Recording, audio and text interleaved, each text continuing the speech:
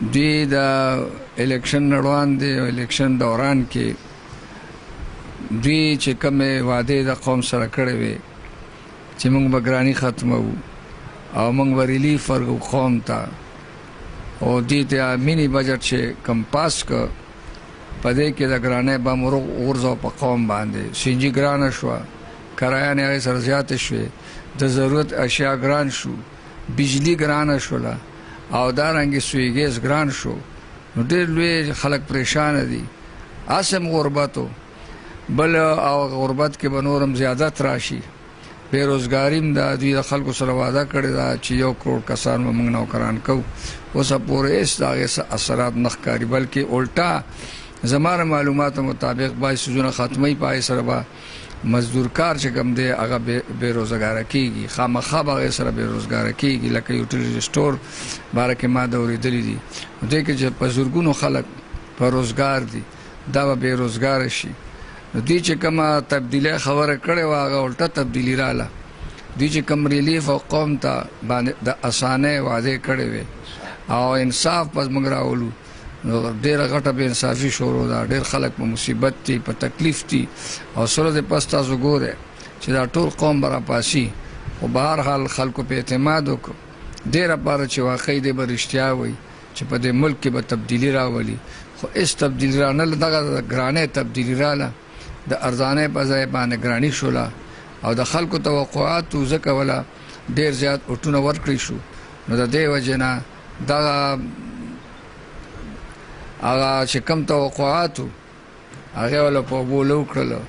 او خلک ډېر پریشانه شو او عام خرید و فروخت کې خلکو ته لوی مشکلات رالل کورونو جوړولو وعده یې کړې ده او دا اصل خبره نه چېرې د وزیر اعظم هوس میخې خرڅ کو پلانکې شي دا چې نیلام کا اصل د قوم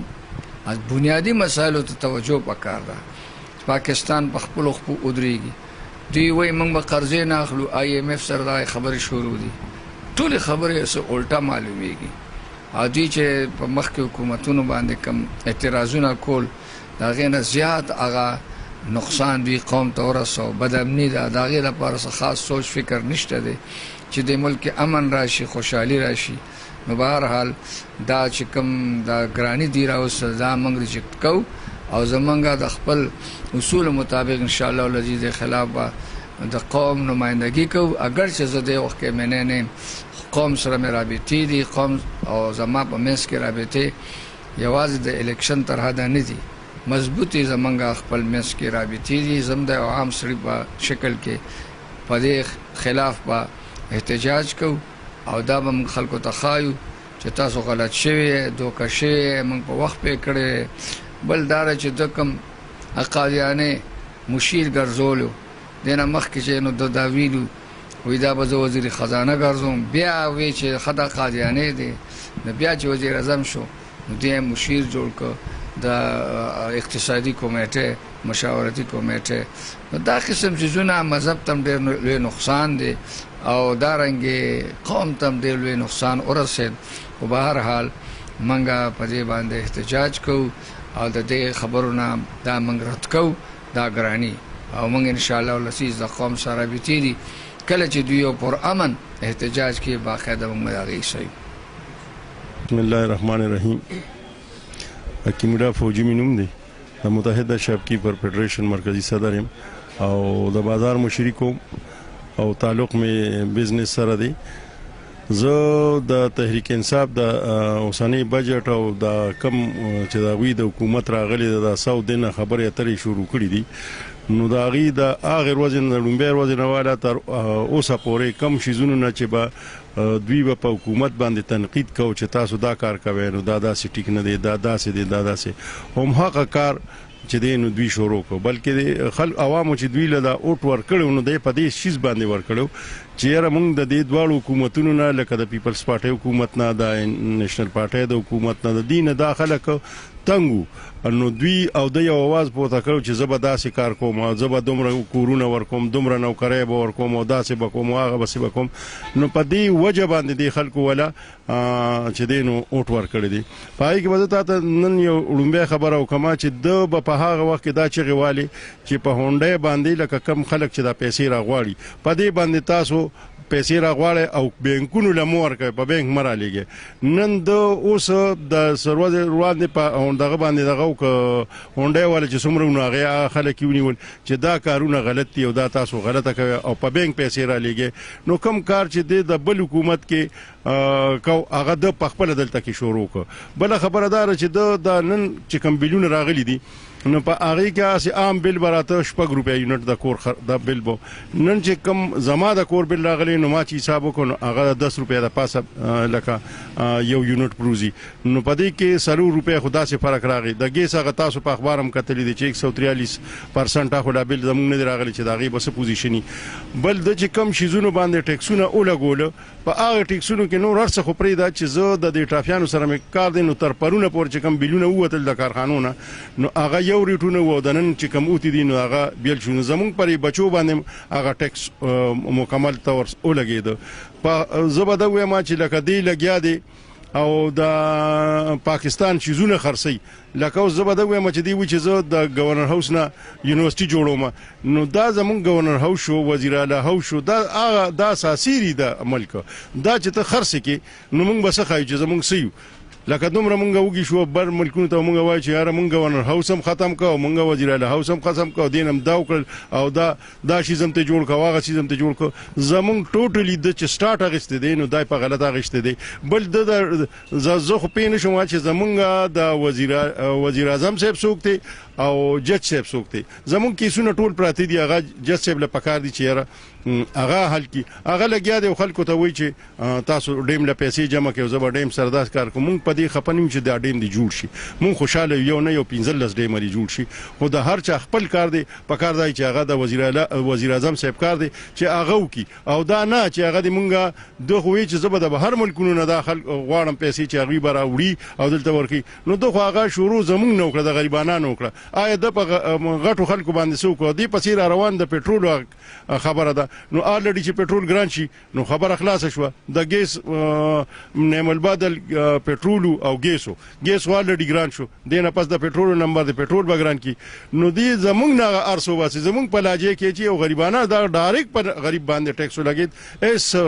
ریت په بجټ کې ورنک او نو د غریبانو سشته او کوشش دا دی چې به دا غریب خلک ته ختم کړي نو خو خبره ده چې توربېلې اډیم کې سوریو کی او دا غریب په خلکو باندې دا بر اپری بس غریب به ختم شي پاتې بشي دا غټ خلک او دوی سم په هلیکاپټر کې ګرځي خطه ګرځي نه نو ضرورت په تر سپاتې دي شي مهرباني بسم الله الرحمن الرحیم زمانوم دی هو شیراز خان دی زه د ام سی 3 ویلیج 8 عزیز خیلو نائب ناظم او رحمان د موبایل اسوسییشن ډیسټریکټ چارسدي صدر چونکه تاسو ډیره مهرباني چې تاسو دا خبره عوام ته مخه ته کې خو دا نو زه خو په خپل ځاني او د دې خبرې نه بالکل مطمئن نیم دا دی چې کومه د تبدیلی دا ناره لګولې وه هغې کې دی مکمل طور باندې ناکامه شو او عوامو له چې دی کوم ریلیف ورکو هغه دی هېڅ قسم عوامو له هېڅ قسم ریلیف ورنکړو ځکه چې لکه دا دی چې مینی بجټ پیش کړو پکار دی چې دی لکه فل فلج یو غټ بجټ پیش کړو چې هغې کې عوامو ته پته لګېدلې وه چې موږ ته څه ریلیف میلو شو نو دی دا ټول بجټ د قوانین دپاره پاس کو او غریب له دې کې هېڅ رغه ورنکړو لکه د دی چې پرون دا خبره وکړه چې دا صرف د خانانو لپاره دی لکه دې سره به امیر طبقه باندې به دا اثر پروزي په غریب باندې پروزي نو آیا زه د وزیر خزانه نه دا تپوس کوم چې د بجلی چې تا ګرانه کړه نو آیا دا به صرف خان استعمالي کنه دا غریب به استعمالي دا بجلی یا دا نور دا ګیس چې ته په کم 10% نه 145% پورې دا ته چې ګرانه نو دا صرف د غریب د خان د پاره کنه غریب هم په دې کې متاثر کیږي نو ردی چې دا کمی داوی کړي وي کمی خبرې چې دی کړي وي آی کې دی مکمل طور باندې ناکام شوی دی خدا خبر هم کړي وا چې موږ به په 3 میاشتې کې به نه وزیر اعظم نه یو وزیر به بیروني دورم نه کوي او هغوی به په فرست کلاس کې به نه ځي هغوی په پړای کې ځي په د اکانمي کلاس کې به ځي او هغوی پرون چارټر طیاره پرون بله د راغته افغانستان ته چې کوم زموږ د شام متغوري کې تللی هغه هم په چارټر طیاره کې تللی دی او دغې پرون چې دی وزیر اعظم چې کوم سعودي عرب دورې لتلی هغه هم د صرف د خاطی کې دانتی کانے کې اور دکانے کې اور د خدای او د رسول په خاطر تاسو په دې قوم باندې رحم کرم وکړئ لکه کوم چې تاسو دا مسلې د کوم د تبدیلی په نوم باندې تاسو له د عوامو اور درکړی دی د دې تبدیلی اصل چهره د خلکو ته وښایئ او دغه د نور خلکو نه خوځه خلک د نور پاټونه او د نور حکمرانانو خلک خپو نو تاسو نو خلک خوشاله دي نو آیدا سم کوي چې سباله عمده عوام راپاسي او تاسو د دې لاسي تاسو ګیروانی او تاسو له بیزتی کوي دینه هټ کړ تاسو راګینه مخکې د عوامو له خامه خاص ریلیف ورکه کني دا مسله به تاسو ډیر زر تر زر راشي. بسم الله الرحمن الرحیم. پلی وهاب مینوم د 400 اوسیدونکو ما دا کم بجټ چې پرون وفاقي حکومت وخ کړي نو دا غینه خو موږ مطمئن نه یو ځکه چې 20 روپے یو لیټر لکه 100 روپے باندې لیټرو دام دی اوس ګران کړی کنه 15 روپے او 100 روپے 6 روپے به ګرانو او دا پرونه چې کم دی دا خو एकदम دا 100 نه 120 روپے ته یو لیټر لاړ دغه شان بجلی دی ګران کړه دغه شان ګیس دی ګران کړه نو د دې دغه نه د دې تبدیلیان دي چې کومې او چغې او نارې وي چېرې موږ تبدیلي راولو نو داسې ګپ شپ دی د دې تبدیلی نه موږ مطمئن تې نه یو. بسم الله الرحمن الرحیم. زما امداد نوم دی او سماجي ورکر یم.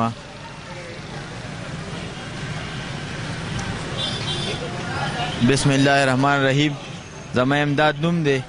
او سماجي ورکر یم د پړانګو 400 اوسیدونکو یم. کوېسچن کې کنه بس ها بجټ پیش کړو د اوی منشور دا مخکې دا الیکشن نه مخکې تبدیلی وانه منشور دا داسې نوټ کړو چې اوی چې موږ عوامو له ریلیف ورکړو دا نه به چې کوم دی دا نه افغانیت بلکې د اسد عمر هم یو دغه چې د پی ایم ایل په ګورنمنټ کې به وي چې پټرول دا نه میلایي دلته به دوی دا ټیکسونه ورسېږي په دا نه باندې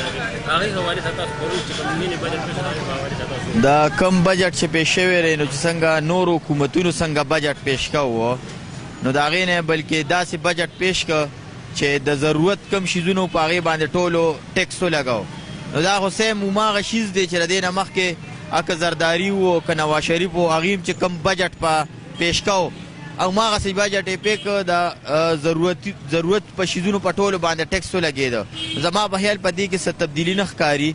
دویمه خبره دا ده چې کم د مزدورانو پنشن و په هغې کې 10% چې کم دی اضافه وکړه د هغې مخکې 5000 روپۍ پنشن اوس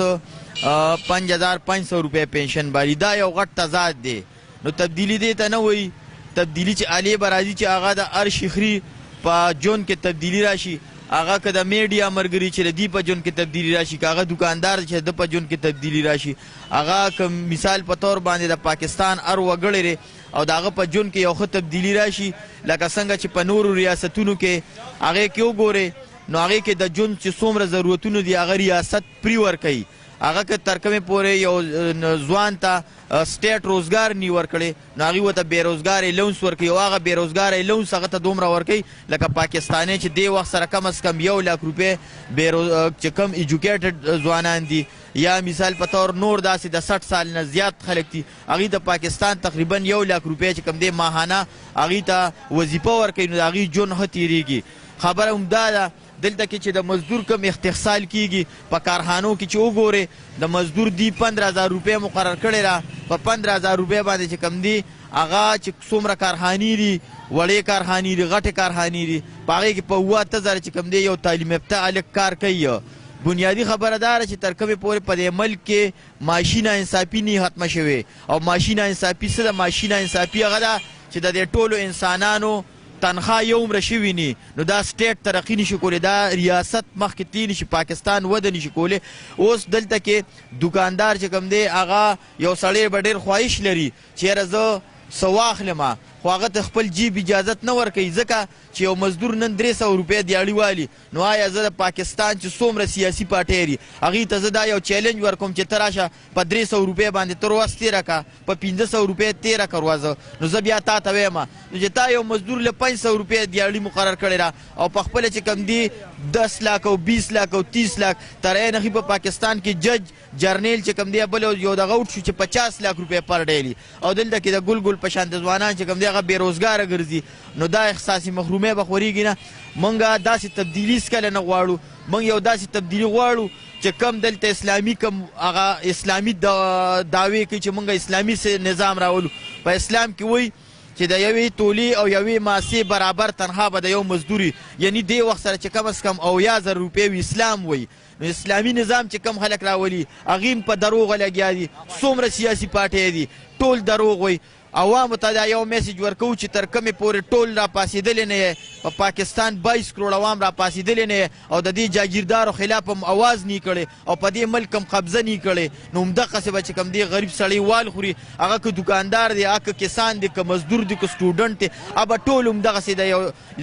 د یو ظلم او د جبر ښکار کېږي موږ دا بجټ نه منو موږ وایو په کار داري چې دا بجټ کومو چې دی په شا بوتلو چې کوم د ضرورت څیزونه دي د بجلی بل زما مثال په طور باندې نور کله راځي 1500 یا 2000 یا ما پس د دکان راغی 4000 نو دا څنګه تبدیلی ده په کار دی چې دا شیزونه همدغسې وساتي او بل چې کم یو سیاسي حکومت راځي هغه سیاسي حکومت همدا یوه خبره کوي او وایي چې ما ته خزانه تشه را د هر یو سړي هم دا یوه خبرې ما ته خزانه نو د ډیلی په بیسس چې کم سړی سودا علي نو ډیلی په بیسس خو هغه هم هغه ټیکس ورکوي څومره چې مثال په طور په پاکستان کې د ډیلی په بیسس کومه سینجي خرڅېږي په اربونو روپۍ هغې مدن راځي چې کم معدنیات دي ځنګلات دي اوبه دي دا کم په دغه ملټي نیشنل کمپنو چې کم ټیکسونه په دې ملک کې هغه ورکوي نو د ډیلی په بیسس خو هغه پیسې راځي خزانې ته دا یو ډرامه را په پاکستان کې جاګیردار سیستم چې ختم شوي ني چې جاګیردار سیستم تر کومې پورې وي نو په هغې کې به 2 کروړ عوام وال خوري موږ دا یو مطالبه کوو چې دا کم ظلم یې کړی دی دا بجټ دی مکمل دا موږ ریجکټ کوو دا موږ نه منو موږ داسې بجټ غواړو چې د ضرورت چې کم شیزونه دي هغه چې د خوراک کم شیزونه دي که بجلي لره جون اهم ضرورت دی چې د دې څومره کمی وشي نو دا ملک ترقي کولی شي شماس خان نوم دی کپتان کلیمه او د پاکستان مزدور کسان پارټۍ مرکزی وایس چیرمین یم نو د بجټ حوالې سره خو لکه اوس بحث مباحثې کېږي بجټ دا منی بجټ پیش شوی دی نو زه به دومره ووایم چې دا بجټ چې دی نو دا د سرمایهدارو جاګیردارو او د صنعتکارو بجټ دی په دې کې غریب ولس ته هېڅ قسمه څه ریلیف میلاو نه شوه هېڅ قسمه دې ته څه فایده ورنه کړې شوه لکه دې د پورې چې دا کم ټیکسونه ولګېدله دا کمې ګرانۍ لکه دې بجلی ته وګوره دې ګیس ته وګوره او داسې نور دا کم سامان څیزونه چې عام روزمره ژوند کې موږ لکه استعمالوو په دې دا ټیکسونه ته وګوره داسې د پیټرولو میټرولو داسې لکه دا نرخونه مرخونه دا د غریب سړي د وس نه لکه بار دي زموږ خو دا توقع چې د حکومت راشي موږ ته به ګیس ارزان شي موږ ته به بجلي ارزانه شي موږ ته به پیټرول ارزان شي او بیا سره دي چې کم دا غریب تنخوادار دي د دې تنخواګانې به زیاتې شي نو د بره خلکو تنخواګانې لکه ښې زیاتې شوې او د ښکته خلکو تنخواګانې هغه د نش برابر دي چې د دې ګرانې لکه بیخي زړو څه مقابله نشي کولی په هغې کې لکه زه به ده ووایم چې د مزدورو د یو بی آی مزدوران د صنعتي مزدورانو په پنشن کې دی 10% لکه دا اضافه وکړه ته ما ته ده ووایه چې د نورو خلکو په پنشنو کې په لکونو اضافه وشو او یو مزدور ته دا وایي چې ته به 10% نو دا څه 520-525 روپۍ لکه دا د میاشتې جوړېږي نو دا د ده په دې پنشن کې اضافه وشو د ده پنشن ټول ټال یعنې 5000 یعنې 700 روپۍ شو د یو مزدوره دی به په دې کې بچي هم ساتي هغه خادي به هم کوي علاج به هم کوي خوراک څښاک به هم کوي نو دا دوی ته انصاف ښکاري آیا د حکومت دا انصاف دی چې یو غریب سړي دپاره به 500 روپۍ په پنشن کې او د بره دپاره به 5,05,000 لکه دا په دې کې دا اضافې به کېږي نو دې دغه باندې به داسې حکومتونه به دوی کوي موږ باندې چې دوی وایي چې موږ به لکه داسې حکومت راولو چې هغه به د غریب ولس په مفاد وکړي نو موږ دا وایو چې دی په سرمایهدارو ټیکسونه لګولي وي یا چې دا کمې پیسې پټې شوي دي په دې ملک کې دې دپاره یو قانون سازي کړې وي چې دې لپاره سزا مقرره کړې وي چې کم خلک دا کرپشن کوي چې هغوی نه دا سر کټ کوي په دې چوکونو کې نو بیا به هېڅوک هم دا کرپشن ونه کړي دې دپاره هېڅ قسمه سزا نشته قانونا نشته دی دا دې په اربونو روپۍ دا ورسره په موقع باندې ونیسي او هغه خلک دن رهاش هغه ګرځي او دې خوا ته غریب خلک د لوږې مري او دغه سرمایدار جاګیردار دوی ته دا کوټې ډکې کړي دي په موقع ورسره نیولي دي دا یې خلاف هېڅ کاروی نشته نو بجټ چې پیش شو نو موږ سره پیسې نشته دي نو دغه پیسې هم د هغې دي په خزانه کې به اچولې وي غریبو خلکو ته به هم ریلیف ورکړی کسانانو ته مزدورانو ته د غریبو دکاندارانو ته کریانې به کمې شوي وي داسې کسانانو ته به ریلیف میلاو شوي تخم باردان شوي د هغې به دوایانې باردان شوي تیل به لګردان شوي داسې بجلي به لګردان شوي وو داسې به ګیس لګردان شوي وو د دوایانو دغه مسله دا به لګردان دې کې بارزاني راغلې وه نو چې تاسو دې نه پیسې هم نه اخلئ نو موږ ذمهوار شو غریب خلک دې ذمهوار شو چې خزانې به موږ ډکو دي او په جیبونو کې اچوي او بیا به دا بجټ پیش کېږي چې هغه به سرمایدارو جاګیردارو پاک کړي او غریب خلک د خپل کار کې د لوږې مري نو دا سراسر ناانصافي ده پاکستان مزدور کسان پارټي دا بجټ دا اکثر مسترد کوي چې دا د غریبو په حق کې نه دی موږ دا خبره کوو چې دې باندې نظرثاني وکړي که دا ټیکسونه لګوي نو په سرمایدارو جاګیردارو دې ولګوي غریبو خلکو ته دې ریلیف ورکړي ای ته دې بجلي ارزانه کړي ته دې ګیس ارزان کړي ای ته دې اوړه ارزان کړي خوراک ټاکلونه دې ورته ارزان کړي او داسې دا نور کم خرچونه چې د غریب ولس دي صحت دې وله ورکړي تعلیم دې ورته مفت کړي علاج دې ورته مفت کړي کورونو بندوبست دې ورله وکړي نو موږ چې دا یو ښه حکومت دی زموږ دپاره نو دا بجټ منګه پاکستان مزدور کسان پارټي دا بجټ صرف د سرمایدارو جاګیردارو د صنعتکارو د مفاداتو ضامن ګڼي دا د هغوی بجټ دی دا د غریب ولس بجټ دی په دې کې د غریبو خلکو ته هېڅ څه فایده نشته دی